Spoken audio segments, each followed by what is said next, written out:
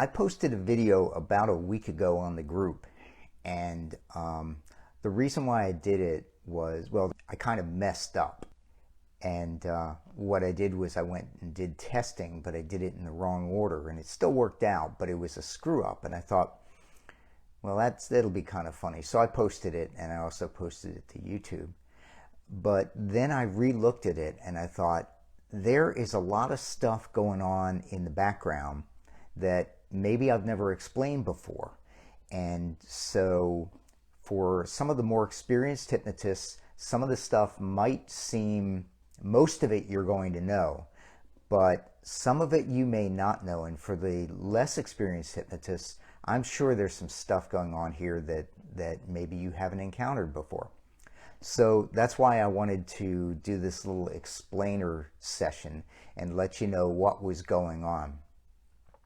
So first I did the induction, and I did a couple of deepeners, and I thought, well, okay, I'll do another deepener here. And her head was down, and there are three things going on as the video begins. The first one is that I used a Dave Ellman deepener, which many people may not be aware of. And I first encountered this when I was listening to some recordings of Dave Ellman teaching the doctors. And I guess you might call this deepener the expectancy deepener. And this is the way that it works. You tell the person that you will have them do something, and when they do it, it will take them deeper into hypnosis. Okay, now in a moment, I'm going to have you raise your head up level, and that will take you deeper. So go ahead and do that now. Raise your head up level, and that takes you deeper. Perfect. That's right. And it sits there comfortably. Now, it doesn't matter too much what you tell them to do, so long as you tell them that when they do it, it will deepen their trance. That's why I call it sort of an expectancy deepener. So what I said to the girl was, I said, and understand this is a remote session. So her head was down, and I said, all right, in a moment, I'm going to have you raise your head up. And when you raise your head up, you'll go deeper into hypnosis. So I said, go ahead and raise your head up. And she raised her head up. And when it got up there, I said, and now you go deeper. It's kind of odd, you know. All you did was raise your head. But because I told you that that would deepen your trance, it will deepen your trance. So that's just kind of a cool little thing that you can do to deepen your clients. And it's subtle. Okay. All right, the second thing, why did I want her head up? And the reason why was because I wanted to test her for Aaron's level 1, which is catalepsy of a group of small muscles. In this case, I was testing her eyelids. So if I'm testing her eyelids and I'm doing this on film, or if I'm doing it in front of a crowd or in a class or something like that, I want everybody to be able to see her eyes, to see her face, so they can tell that she's going to strain to try and open her eyes. So I had her, that's one of the reasons why I had her raise her head, so that everybody could see that she passes the eye lock test. Okay. Now, the first one is, I'll give you the first test. And the test is, the way it works is, in a moment, I'll count from 1 to 3. As I do, feel those eyelids closing down, sealing tightly shut. 1, feel those eyelids closing down, sealing tightly shut, like they were super glued down there. And 2, it's as if they were welded shut tight. And 1, it's as if they were fused together, locked tight. In fact, if you were to try to open them, they seal even tighter. The harder you try to open them more tightly, they stick. You try to open them, they seal tighter. You try harder, they seal tighter. That's right. Now stop trying, relax them, and send that relaxation all the way down to your toes, just like a warm wave of relaxation. Good, you're doing fantastic. And it's interesting when they do the eye lock, because some people, as you suggest to them that their eyes are sealing shut, you can actually see them, you know, really clamp their eyelids down. And some people you don't see it as much. You could definitely see her try and fail to get her eyes open. So that's what's going on there. I just looked at my notes, and I realized I misspoke. As I tell her, as I count from 3 down to 1, feel those eyelids closing, sealing tightly shut, and 3, 2, 1, and you can actually see her eyelids clamp down. You can actually see her react to it. So that's good. So there's absolutely no doubt that these suggestions are being taken by her. There's also absolutely no doubt that she is at least at an Aaron's 1 level of trance.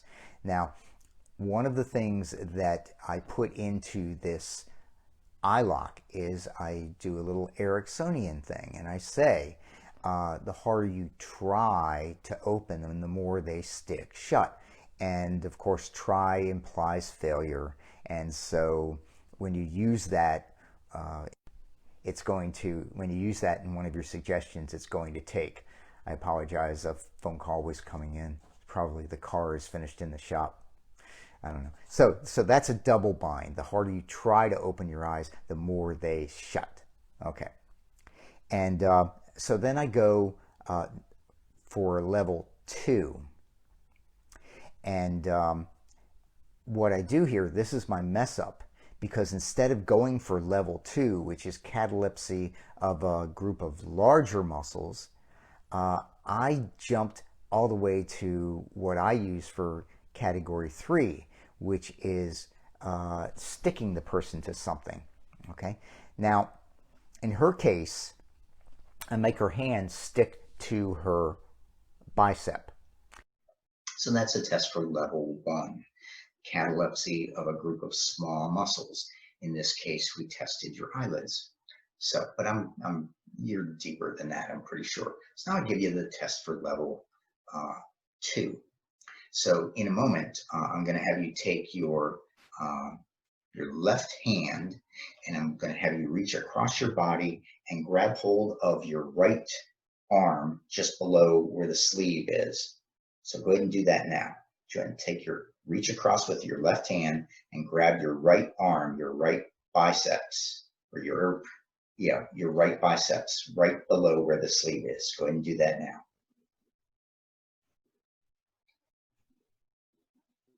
That's right. And it's kind of interesting. The reason why I do that is that I want them normally, I'll stick them to something like the arm of the chair, or I stick them to something like a light post or something like that. I want them to stick on something solid.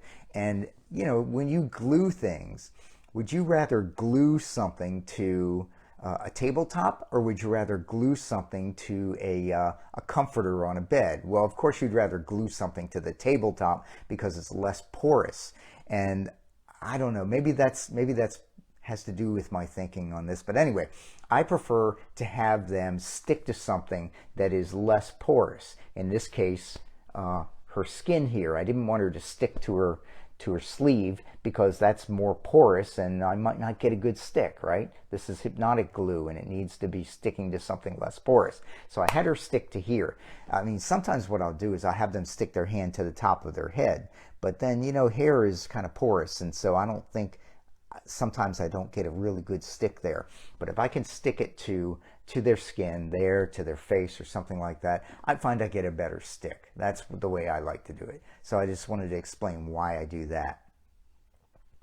And then one of the funny things that happens in the video, if you review it after this, is that once it's stuck there, she sticks it right about here, just above her elbow. And I say, no, higher. And when I say higher, she moved her hand up higher, but she also moves her shoulder up higher. And that was just kind of funny, because you never know how somebody's going to accept a suggestion. And that's the way she accepted that suggestion, that higher was going to be, her shoulder was going to be higher too. Now hold it a little higher. That way I can see it on the camera. A little higher. There you go. Now, as I count from 1 to 3, feel that hand sticking tightly to the arm. 1, feel that hand sticking tightly to the arm like it was super glued down there. And 2, it's as if it was welded there, fused there. And 3, it's as if that hand and the arm were carved from a single block of wood, one single piece. In fact, if you were to try to lift that hand, it would stick even tighter. The harder you try to lift it, the more tightly it sticks. You try to lift it, it sticks tighter. You try harder, it sticks tighter. The harder you try to lift it, the more tightly it sticks. So I thought that was kind of funny. Now, when I'm doing that test, if I feel I've got a very deep subject, and I thought she was pretty deep, and it turns out I was right, I like to go a step above that. Now, we know that when you open your eyes, when you can open your eyes and it doesn't affect your trance, that's a good indication that you are pretty deep.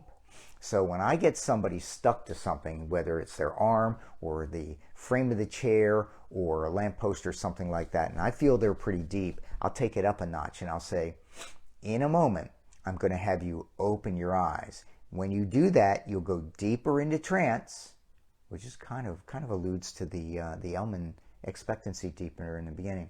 When you open your eyes, you'll go deeper into trance and your hand will stick even tighter. And then I say, open your eyes and go deeper into hypnosis. And then your hand sticks even tighter. Now, in a moment, I'm going to have you open your eyes. When you do, you go deeper into hypnosis and your hand sticks even tighter. So go ahead and open your eyes and go deeper into hypnosis. And when you look at your hand, it sticks even tighter. Most of my clients, it makes them smile because it's kind of silly that their hand would be stuck there, right? That wouldn't normally happen to you, would it? Yeah, it's kind of funny. Okay, close your eyes. And when I snap my fingers, it comes unstuck. It's unstuck and you go much deeper. Good.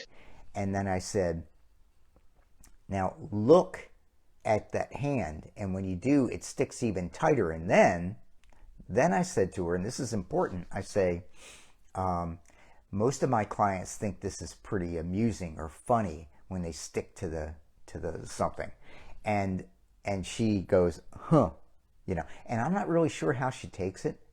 See, the reason why I say most of my clients find this amusing is because I've got a suggestible person who could quite possibly feel freaked out. So I don't want her to freak out. I want her to smile and be amused. So I tell her how I want her to feel. You're going to feel amused. And she sort of goes there. Most of them will smile or giggle or something like that. I wasn't sure what I was getting from her. I did get a slight smile if you review the video, but I wasn't sure. So I thought, we'll just finish this one right here. So I said, all right, just close your eyes and go deeper. And she does. And then I say something like, I snap my fingers when I do, your arm comes unstuck and you go much deeper. And it comes unstuck and she does. So that's something that was interesting that was going on there. I was concerned because her reaction was just sort of like, And I did not know if that was the start of a laugh or if she was freaked out a little bit by the fact that her hand was stuck to her bicep. So always err on the side of safety and just cut it off right there. Not her arm, the skit. Now, as I say, I messed up. I jumped from Aaron's 1 test, which is eye catalepsy, to Aaron's 3 test, which is sticking her to something. And then I thought, oh, I forgot to test her for Aaron's 2, which is catalepsy of a larger group of muscles. So for the camera, and since it was a video shoot, I had her raise her arm all the way up above her head and lock her shoulder, elbow, and wrist. And they lock. She locks really tightly. And then I challenged her once again, double bind, right? The harder you try to lower that arm, the more it sticks. In a moment, I want you to take one of your arms and I want you to hold it straight up in the air. Take one of your arms and hold it straight up in the air and then make a fist. Make a fist with that hand and feel that arm getting stiff and rigid. 1, feel that joint locking at the shoulder. That's right, your arm is stiff and rigid as a steel bar. 2, feel that joint locking at the elbow. Your arm is stiff, that's right, and rigid. 3, feel that joint locking at the wrist. Your arm is stiff and rigid. So stiff it won't bend, it won't come down. You try to bend it, it gets stiffer. You try to pull it down, it gets stiffer. The harder you try to move it, the more it's locked right up there and won't move. And of course, she can't do it. She's got it. So one of the things that I want you to look at when you review that video is that then I tell her I'm going to snap my fingers, and when I do, the arm goes loose and limp and you go much deeper. And here what I'm looking for is, how fast does that arm come down? Does it come down in a very controlled fashion? That's not good. Or does it pretty much drop like a stone? All right, now in a moment, I'm going to snap my fingers. When I do, your arm goes loose and limp, falls in your lap, and you go much deeper. And in her case, it pretty much dropped like a stone into her lap, and she went deeper, telling me that yes, this person is pretty deep. When you have somebody go from catalepsy to relaxed, and they go very quickly, and the arm drops like a stone, it's a very good sign. If they control their arm going down, not a very good sign at all. That is not a good sign of deep trance. So look for it. Oh, I wanted to mention that when she puts her arm up above, you can actually see as I'm counting and I'm telling her it's locking at the shoulder, locking at the elbow, and locking at the wrist. You can actually see on the video her muscles tightening up as I tell her that's locking, it's locking, it's locking. 1, feel that joint locking at the shoulder. That's right, your arm is stiff and rigid as a steel bar. 2, feel that joint locking at the elbow. Your arm is stiff, that's right, and rigid. 3. And so that's kind of cool. As you can see, she's taking that suggestion, and by golly, her muscles and her joints are locking up, and that arm, there's no way that arm is going to move. Okay, now the final thing I wanted to talk to you about is name amnesia. Now, if you want to test and see if you have somnambulism in the, say, the Bernheim version of somnambulism, which is a pretty profound somnambulism where you can get amnesia. Okay, I like to take away people's names. Sometimes I'll take away numbers, but I generally like to take away their names because I think that's more entertaining. So what I'll do is I always get permission, because if you, some people don't want to lose their name.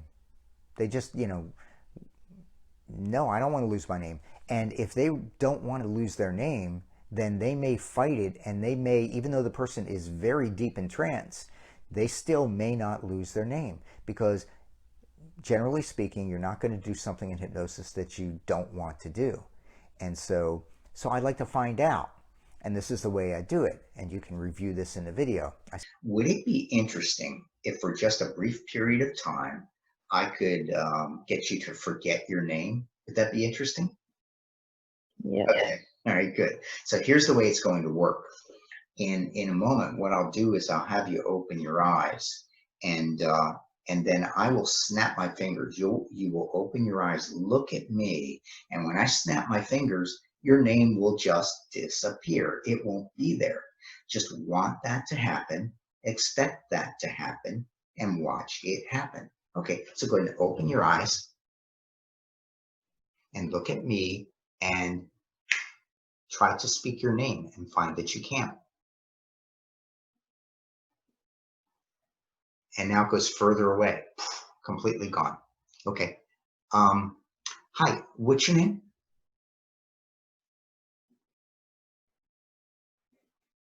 That usually makes people laugh. And I'm Sean, and your name is, like on Jeopardy. Do, do, do, do, do, do. And your answer is, you don't remember, do you? No. That's cool. Go ahead and close your eyes and go deeper.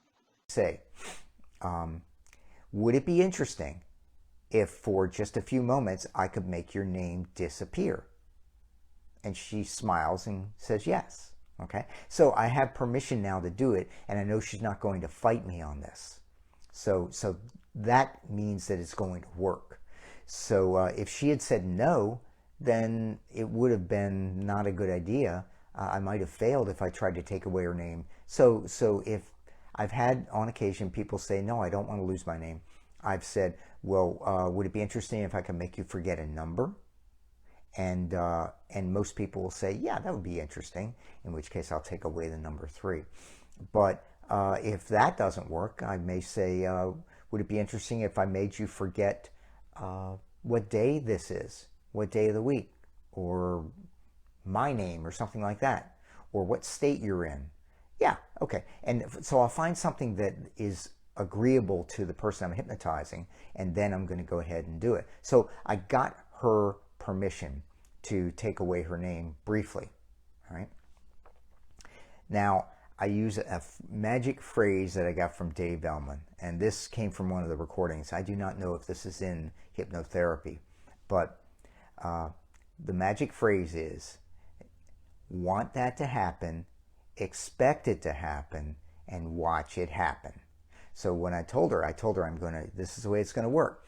I'm going to have you open your eyes and look at me, and I will snap my fingers. And when I do, your name will just disappear. And then the magic phrase from Dave Ellman, just want that to happen, expect it to happen, and watch it happen. And then I told her to open her eyes, look at me, and try to speak your name and find that you can't. Now that's a phrase, that's a magic phrase that I got from Jerry Valley in a stage hypnosis class probably 15 years ago. And I like it because it's I'll say it again, try to speak your name and find that you can't. All right? Now, the reason why this is beautiful is because, see, sometimes when people lose their name, they don't really lose it. It's not true amnesia. They still have it in their head. And that's not true amnesia, right? That's not an Aaron's 4. That's an Aaron's 3. Aphasia. Aphasia is when you can't say something. You remember, you know what it is, you just can't get it out. Amnesia is where it is gone, okay? So when I use that phrase that I got from Jerry Valley, try to speak your name and find that you can't. And did you notice that try and find that you can't? Try implying failure. Okay, fine, but try to speak your name and find that you can't. And then nothing from her immediately. And when I do this also, when I take away somebody's name, I will stare right at them. I want a little bit of intimidation. You know, it's like, why is he staring at me? And that makes it even more difficult to bring the name forward. So I stare at her. You can't see it because the video is just of her. Because I'm sure you want to watch her more than you want to watch me.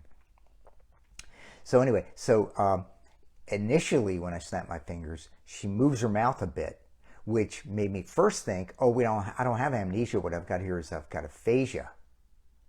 But then I realized she wasn't trying to mouth her name, because she told me her name and before we did the session, and the way she was moving her mouth was not going to pronounce that particular name. So then I realized she was just dumbfounded that she could not recall her name. So it's just kind of funny. So then, just to make sure that it had amnesia and not aphasia, I said, and you can see this in the video, I said, now it's gone. Now it goes further away. Now it's completely gone. And then I got a little bit more adventurous. I said, what's your name? And of course, she had no clue what her name was, and which was really cool. I like that a lot. So anyway, it was apparent when I asked her flat out, what is your name? And she didn't have it, that we had true amnesia there. So anyway, I hope you found this video explanation useful, and please do review the video that I posted last week, because it's like I say, there's so much going on there, you know. The new, or not new, but the Ellman deepener that maybe people haven't seen before, and things to get the eye lock, and the wording, and the double binds, and the order in which the tests or challenges should be given to test someone for errands 1, 2, 3, and 4. And then do know the difference between the test for errands 2 and the test for errands 4. And do know that I screwed it up and tested 1, 3, 2, 4. But anyway, it still worked because I had a deep subject. So if you have any questions, please include them at the bottom here. And thank you very much for watching. And I'll see you all later. Is Shawn Michael Andrews really the world's fastest hypnotist? A lot of people think so. Do you want to learn how to do this? Go to worldsfastesthypnotist.com.